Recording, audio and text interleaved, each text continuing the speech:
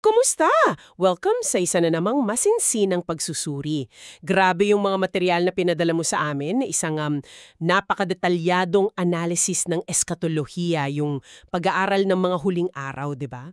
At ang bigat nito galing sa mga aklat ng Pahayag at Daniel. Pero sa gitna ng lahat, parang may isang malaking tanong na gusto mong masagot. Oo. Bago tayo sumisid ng todo, iset muna natin yung stage para sa'yo. Yung konsepto ng huling isang linggo o final week, di ba? Ito yung 7 taon na sinasabing kasukdulan ng kasaysayan. Tama? Dito raw magaganap lahat. So, ang tanong, kailan ba talaga to nag-uumpisa? Kasi based sa source mo, ang sagot ay hindi sa isang, alam mo yun, taimik na peace treaty. Hindi talaga.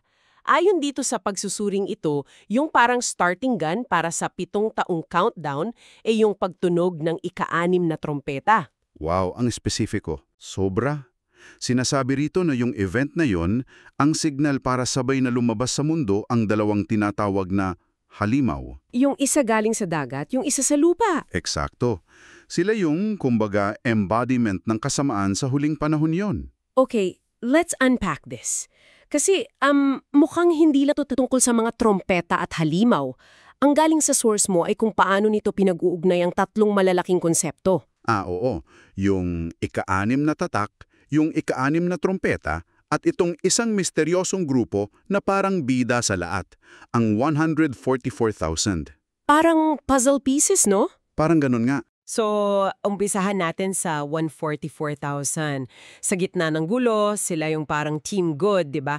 Sino ba talaga sila based sa analysis na binigay mo? Okay, so inilatag ng source yung ilang premises o batayan para maintindihan natin sila.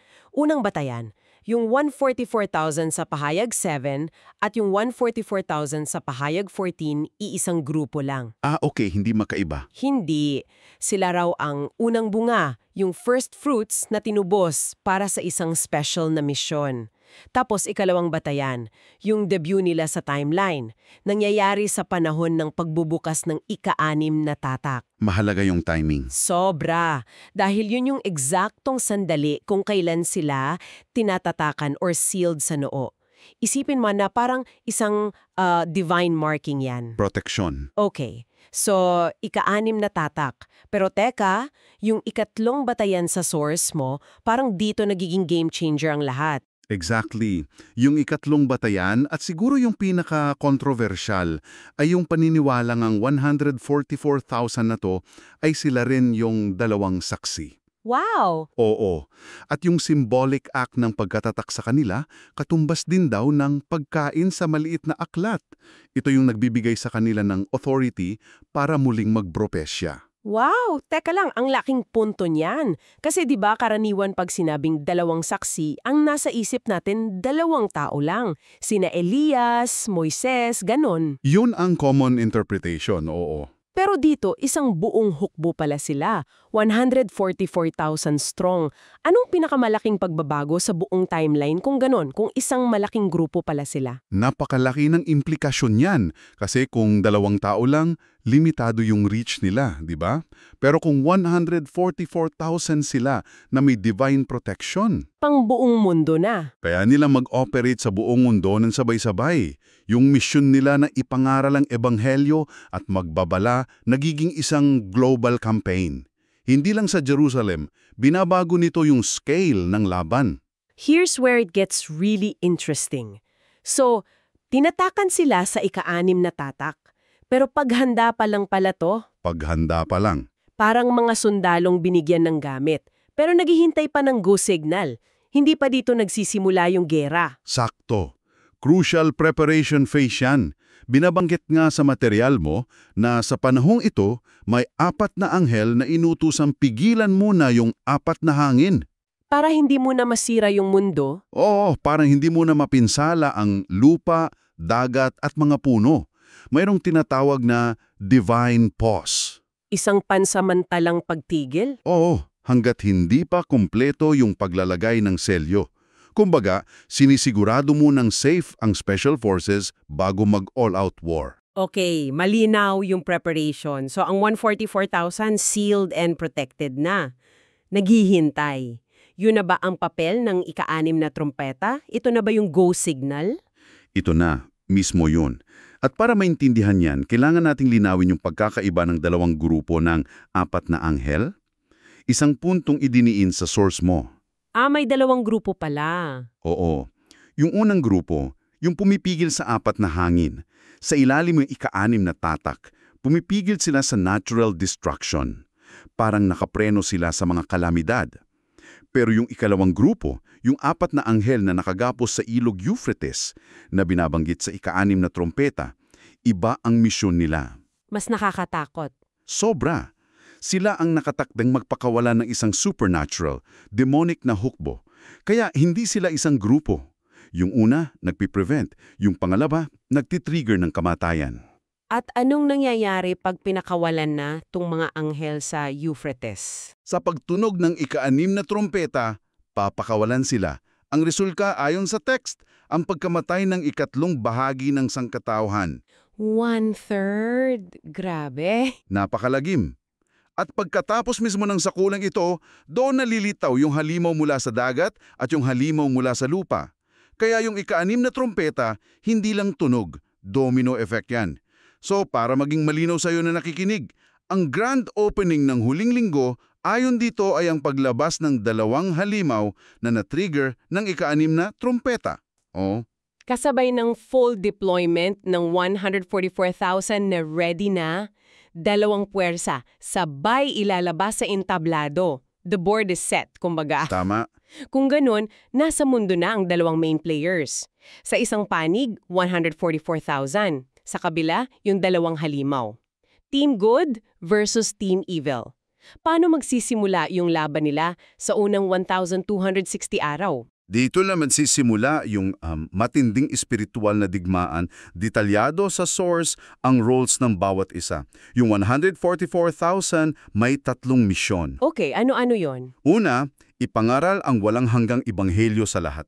Pangalawa, magbigay ng matinding babala laban sa pagsamba sa halimaw at sa tanda nitong 666. At pangatlo, ito yung pinakadramatiko, protektahan ang mga banal. That's fascinating. So parang may divine force field sila for 1,260 days. Binanggit ba sa source kung paano to gumagana? Ayon sa source, hindi lang sila protektado. Meron din silang opensiba. Talaga? Oo, sinasabi na sa loob ng 1,260 araw, sinumang sumubok na saktan sila, mamamatay sa apoy na lalabas sa bibig nila. Symbolic language yan para sa kapangyarihan ng salita nila. So, hindi sila passive victims? Hindi, sila ay active combatants. Sa katunayan, sila pa raw ang pumupuksa sa mga kaaway. Sa kabilang banda, yung mga halimaw, kabaligtaran ng misyon. Gagamitin nila yung kapangyarihang politikal at relihiyoso para pilitin ang lahat na sumamba sa unang halimaw. At yung mga tatanggi? Yung mga banal na tatanggi, lalo na yung hindi direktang nasa ilalim ng protection detail ng 144,000, hahanapin at papatayin. Kaya may 2 sabay na nangyayari. Malawakang pag-uusig at malawakang opensiba at pagtatanggol. At tatagal to ng eksaktong 1,260 araw. At sa dulo ng 1,260 araw na yan, anong mangyayari? Mananalo ba ang 144,000? Dito yung twist. Sa pagtatapos ng ministeryo nila, papayagan ng Diyos na talunin at patay ng halimaw ang 2 saksi o ang 144,000. So mamamatay sila sa huli. Oo, at magiging malaking pagdiriwang yon para sa mundo.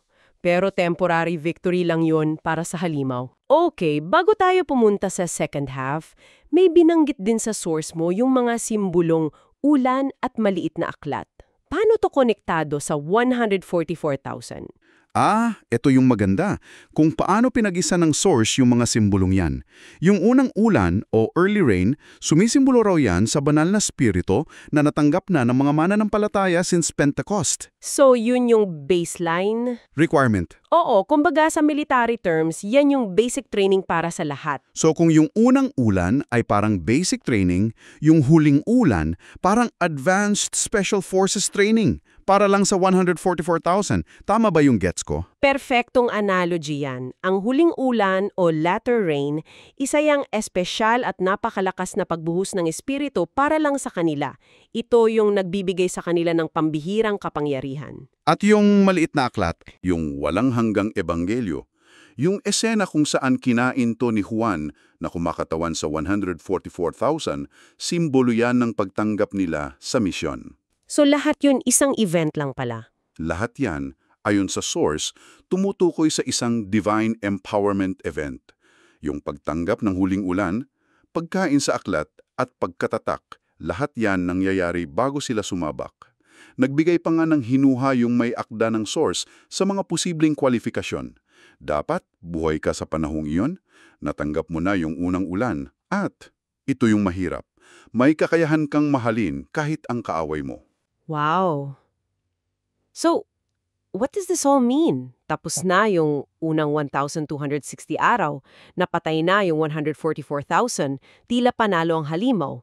Ano nang susunod sa ikalawang kalahati? Dito na ba ang wakas? Dito napapasok yung kasukdulan. At dito, mabilis na ang mga pangyayari. Pagkatapos nilang mamatay, may binanggit yung source mo na specific marker, yung 1,335 araw mula sa pagtayo ng, Kasuklam-suklam na kalapastanganan. Oh, yun. Pagkatapos niyan, magaganap ang unang pagkabuhay na mag-uli, o first resurrection. Sandali, nabanggit mo yung Abomination of Desolation. Para sa mga hindi pamilyar, ano to at bakit mahalagang marker to sa timeline? Magandang tanong yan. Ang Abomination of Desolation, binanggit yan ni Propeta Daniel at ni Jesus. Tumutukoy ito sa isang sukdulang paglapastangan sa isang banal na lugar. Yung sa templo sa Jerusalem? Maraming naniniwala na yun nga, yung paglalagay ng imahe ng halimaw doon at pagdeklara niya sa sarili bilang Diyos. Ayon sa source mo, yun yung isang major signpost sa gitna ng linggo. Mula doon, may countdown papunta sa resurrection. At sa unang pagkabuhay na mag-uli nito, lahat ng panal, kasama yung 144,000 na muling binuhay, at lahat ng mananampalataya, patay o buhay, ay kukunin. Ito yung rapture, di ba? Oo, dadahin sa himpapawid para makasama ang Panginoon. Okay, so tapos na ang digmaan, naalis na sa mundo ang mga banal, pero parang mas matindi pa ang parating. Ano tong 7 salot? Paano to naiiba sa mga naunang taguhukom? Mahalaga yung pagkakaiba. Yung mga tatak at trampeta, kahit mapanira, may kasama pang panawagan sa pagsisisi. May warning, di ba? Oo. Ang 7 salot o 7 bowls of God's wrath, purong put na to. Walang halo. Direktang ibubuhos sa kaharian ng halimaw. Mabilis, sunod-sunod, at devastating. Mula sa mga sugat hanggang sa kadiliman. Tama. At ang pinakamahalagang punto sa source mo, ibubuhos ang mga salot na to pagkatapos maalis ang mga banal. Ito yung ikatlong pagkaaba. So hindi na nila ito mararanasan. Hindi na. Sila ay nasa ligtas ng kalagayan. At pagkatapos ng 7 salot, Armageddon na. Anong itsura nito base sa source? Hindi lang to simpleng gyera, di ba? Hindi. Ang digmaan ng Armageddon sa kontekstong to ay hindi laban ng mga bansa. Ito yung huling paghuhukom sa halimaw at sa hukbo niya. Ito yung pagbabalik ni Kristo sa lupa. Kasama yung mga banal? Oo. Ano to kanaging ring kasamaan ang buong proseso. Mula sa mga salot sa Armageddon hanggang sa paggapos kay Satanas, itinuturing to ng source mo na isang kosmikong araw ng pagtubos. Ang resulta, yung mga halimaw, talo. Itatapon sa lawa ng apoy. Si Satanas, igagapos sa kailaliman for 1,000 years. At dito na magsisimula yung Millennial Kingdom. 1,000 taon ng kapayapaan. Kung pupuin natin lahat, grabe, napakalinaw ng timeline na ipinipinta ng source mo. Ang huling 1 linggo, hindi nagsisimula sa isang lihim na senyales. Nagsisimula ito sa isang malakas, malagim at hindi maikakailang kaganapan. Ang pagtunog ng ika-6 na trompeta. Yun ang hudyat. Yun ang hudyat na nagpapakawala sa halimaw.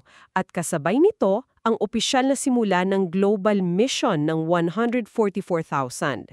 If we connect this to the bigger picture, inilatag ng source na to ang isang napaka-espesifikong pagkakasunod-sunod. Halos lahat ng major prophetic event may lugar sa timeline. Pero sa kabila ng lahat ng to, may iniiwan din itong isang napaka-personal na tanong para sa'yo. At ano yon? This raises an important question. Binanggit sa source bilang hinuha yung isa sa mga kwalifikasyon para mapabilang sa 144,000, yung kakayahang mahalin maging ang mga kaaway. Oo. Kaya ang tanong na maiiwan sa'yo ay ito.